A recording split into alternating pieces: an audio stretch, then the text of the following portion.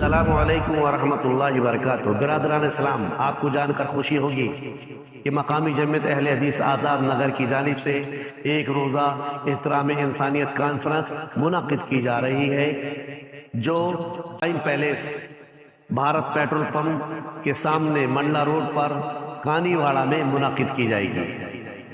اس conference کی صدارت مرکزی جمعیت اہل حدیث ہند کے امیر محترم فضیلت الشیخ اصغر علی امام مہدی فرمائیں گے۔ ایک دوسری بیوی بیان فرماتی ہیں کہ آپ تو تھکنے والے آدمی تھے ہی نہیں، پاؤں اور جسم آپ کا بہت مضبوط تھا، کم سے کم 70 پہلوانوں کے برابر تو قوت تھی، آپ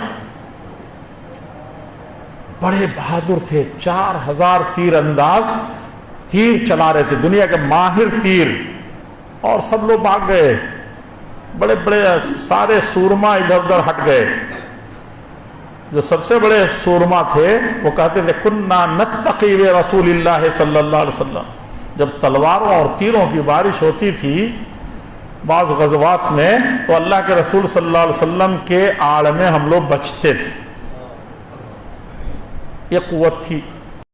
اور اسی طرح سے اس عظیم الشان کانفرنس میں ملک کے مشہور و معروف آپ تمام احباب کے چہیتے ہر دل عزیز خطیب ایک لمبے وقفے کے بعد، لمبے عرصے کے بعد فضیلت الشیخ جرجیس انصاری حفظہ اللہ آپ کے درمیان تشریف لا رہے ہیں۔ اگر نبی کا انتقال مان لیں تو پیٹ کے دھندے بند ہو جائیں گے۔ کیوں؟ کیونکہ انہی کے نام پہ تو مل رہا ہے۔ کھڑے ہو کے میلاد پڑھ لو، نبی آ جاتے ہیں، اللہ کے رسول آ جاتے ہیں، سواری آ گئی، ہم اب کھڑے ہو گئے۔ بھائی کھڑے کیوں ہوتے ہو؟ اللہ کے نبی آ گئے، ہم اس کو معلوم ہوتا ہے نبی آ گئے، اس کو معلوم ہوتا ہے کہ نبی آ گئے۔ اور اسی وقت پاکستان میں بھی کوئی پڑھ رہا ہو، اسی وقت ایران میں بھی کوئی پڑھ رہا ہو، اسی وقت امریکہ میں بھی کوئی پڑھ رہا ہو، تو اس سے پوچھو کہ اللہ کے رسول تو اکیلے پوری دنیا میں کیسے جاتے ہوں گے، اسی وقت کہاں کہاں جائیں گے؟ تو کہتے ہٹ بدتمیز۔ جیسے ٹی وی میں ایک فلم آتی ہے شاہ رخ خان کی یا سلمان خان کی، ایک ہی چینل پہ چلتی اور پورے ہندوستان دیکھتا ہے، اس کو پورا انڈیا دیکھتا ہے، تو جب ایک آدمی کی تصویر پورے انڈیا کے گھروں میں جا سکتی ہے تو کیا ہمارے نبی پوری دنیا میں نہیں جا سکتے؟ تصویر کو حقیقت پر محمول کر رہا ہے، تو اس کا مطلب یہ ہے کہ اللہ کے رسول کی تصویریں جاتی ہیں؟ نعوذ باللہ، اللہ کے رسول کی تصویر تو ہے ہی نہیں، تو جائے گی۔ اور اللہ کے نبی کی اگر تصویر ہوتی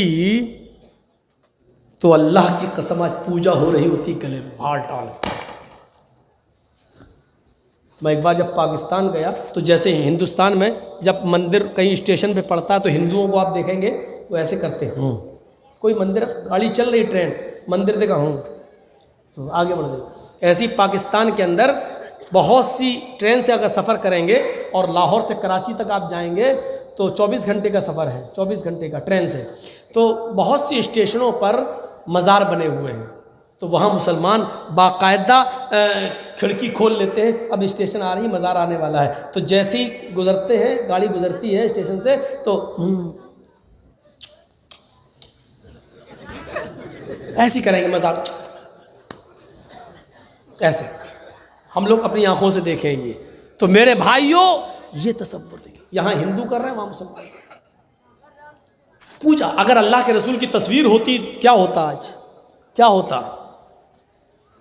جب مولویوں کی تصویر اور اپنے پیر کی تصویر جب لیتے ہیں تو دیکھتے موبائل میں تو اس کو حفاظت سے رکھتے ہیں، میرے پیر صاحب۔ یہ پیر کا حال ہے، اگر نبی ہوتے تو کیا ہوتا؟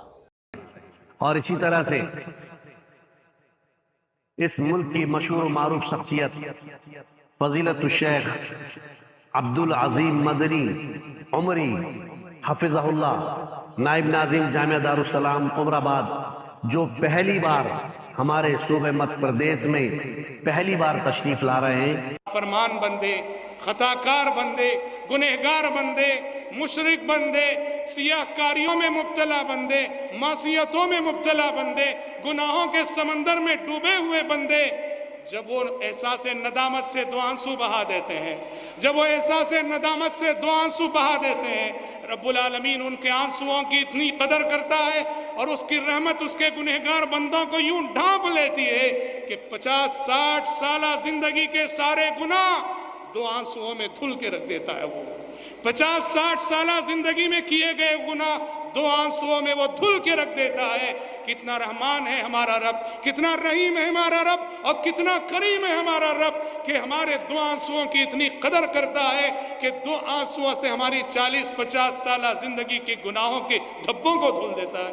صحیح حدیث ہے، ایک بوڑھا پیارے نبی کی خدمت میں آیا، بڑھاپے کی انتہا کو پہنچا ہوا، ہاتھ میں عصا ہے، عصا ٹھیکتے ہوئے پیارے نبی کی خدمت میں آئے۔ راوی حدیث کہتے ہیں اتنا بڑھاپے کی انتہا کو پہنچا ہوا تھا، اس کی پلکیں لٹک رہی تھی۔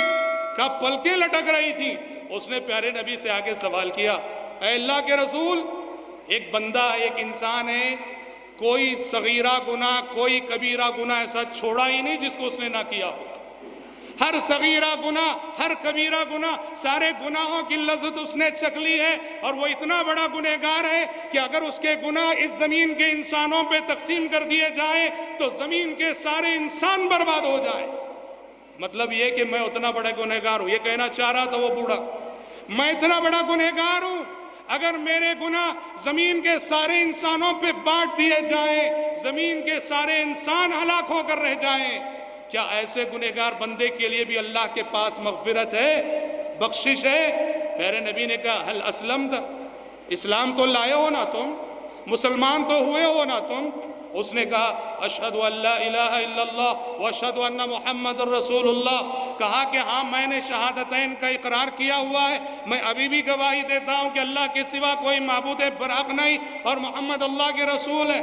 پیارے نبی نے کہا کہ جاؤ باقی زندگی میں نیکیاں کرو، برائیوں سے بچو، اللہ تمہاری ساری برائیوں کو نیکیوں میں تبدیل کر دے گا۔ اس نے جب سنا کہ ساری برائیوں کو نیکی میں تبدیل کر دے گا، کہنے لگا وغدراتی وفجراتی، اے اللہ کے نبی میری غداری کے جتنے کام تھے وہ نیکیوں میں بدلیں گے، میرے فسق و فجور کے جو کام تھے وہ نیکیوں میں بدلیں گے۔ پیارے نبی نے کہا کہ ہاں وغدراتک وفجراتک، تیری غداریاں، تیرے فسق و فجور کے سارے کام یہ نیکی میں بدل جائیں گے اگر باقی زندگی میں تو خود کو سنبھال لے گا۔